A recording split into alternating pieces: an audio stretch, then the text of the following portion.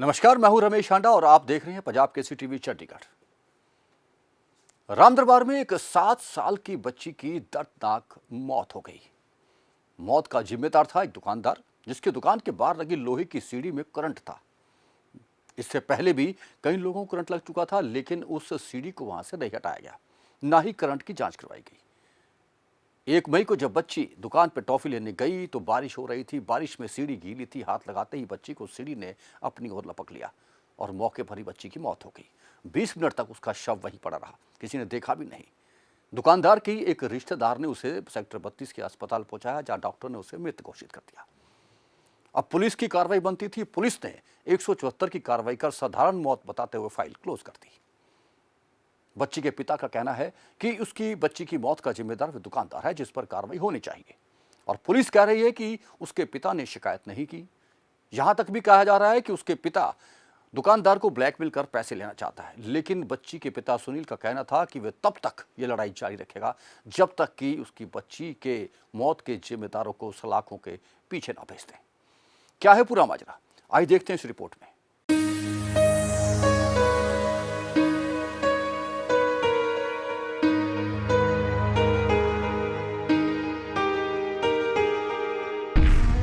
रामदरबार में 1 मई को 7 साल की चंचल नामक बच्ची की दर्दनाक मौत हो गई।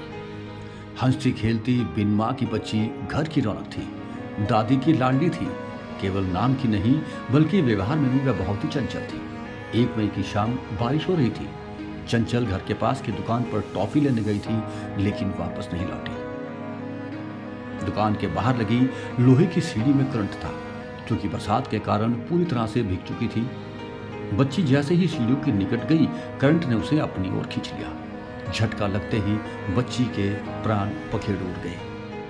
20 मिनट तक चंचल बेसुध वहीं पड़ी रही। एक राहगीर ने दुकानदार को इसकी सूचना दी तो वहां मौजूद एक व्यक्ति ने बच्ची को हिलाने की कोशिश की।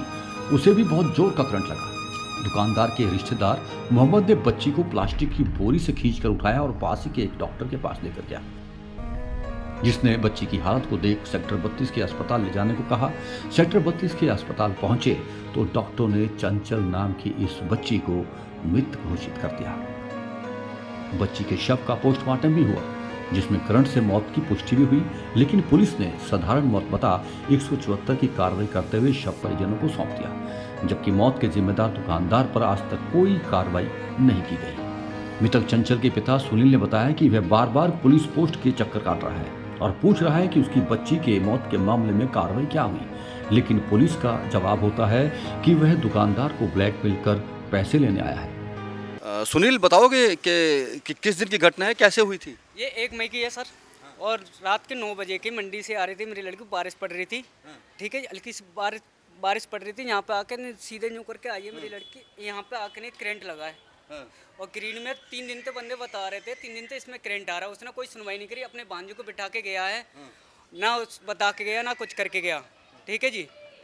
और शाम को मेरी लड़की एक्सपायर हुई है और 9:01 पे हुई है। 9:21 में यहाँ से लेके गए हैं जी।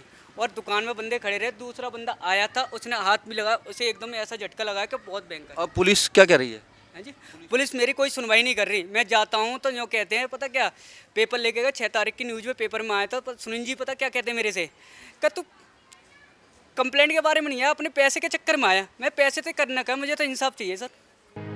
सुनील का कहना है कि उसकी बच्ची की मौत की कीमत लगाई जा रही है, जबकि वह चंचल की मौत के जिम्मेदारों पर कार्रवाई करवाना चाहते हैं ताकि उसकी बच्ची की आत्मा को शांति मिल सके।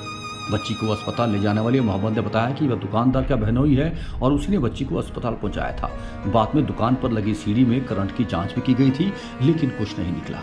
लाइव खड़ा हुआ था मैं वहाँ। मेरी लड़की गई है, दूरी है मेरे को। बंदे को करंट लगा, उसमें आ रहा है। मैं बता तो रहा हूँ, वो लड़का मेरे साथ ही खड़ा हुआ था। वो जा रहा था मंडी फ्रूट लेने के लिए। वो मुझे देख के रुक गया। वो मेरे साथ बातें करता रहा। इधर से हमें पता ही नहीं लगा कब हुआ। इधर से मेट्रो आई हमारे सामने, मेट्रो भी हमारे सामने रुकी। वो बच्ची का हमें पता नहीं कि किस टाइम पे आई, किस टाइम पे गिरी, कहाँ फंसी। अब जब वो लड़का मुझसे बोला कि यार ये डम्मी पड़ी सीधी, उसने बच्ची नहीं बोला, डम्मी बोला। मैंने ऐसे करके झाँक के देखा तो मैंने कहा डम्मी नहीं है, तो भाई ये तो है बच्चा है किसी का। तब मैंने उसे आगे वो करा, तब वो जैसे आगे कूदा ना तो उसके हल्का से करंट लगा। फिर हमने तो गोद में उठाया, फिर हम पापा क्या ले गए। पापा क्या लेके दिखाया, पापा ने चेक करा, डॉक्टर पापा ने बोला कि भाई इन्हें ऐसा है, इन्हें वहाँ ले जाओ हॉस्पिटल। मेरे साथ एक पुणे वाला था और एक जिनके किराए पे वो बंदा था साथ में। वहाँ से हॉस्पिटल गए, कार उसी ने उठाई, चूने वाले लड़के ने दोनों के पीछे निकालना भाई हमारी बहुत ज़्यादा पड़ रही इस टाइम पे और बारिश की वजह से जो कोई ऑर्डर नहीं था। उसने कार निकाली अपनी, कार में बैठ के हम वहीं तक गए, पूरे रास्ते में उसका सर रोलते हुए गए। मेरे तो कुछ छोटे छोटे बच्चे हैं। फिर हम 32 पहुँचे, उन्होंने वहाँ मशीन लगा के देखी, कहने लगे भाई कुछ नहीं है, डैड है।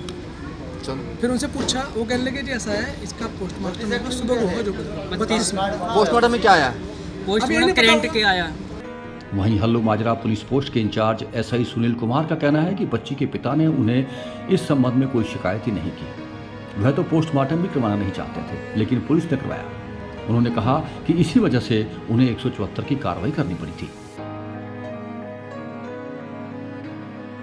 सुनील का कहना है कि वह पुनः शिकायत देगा और जब तक इंसाफ नहीं मिल जाता यह लड़ाई जारी रखेगा।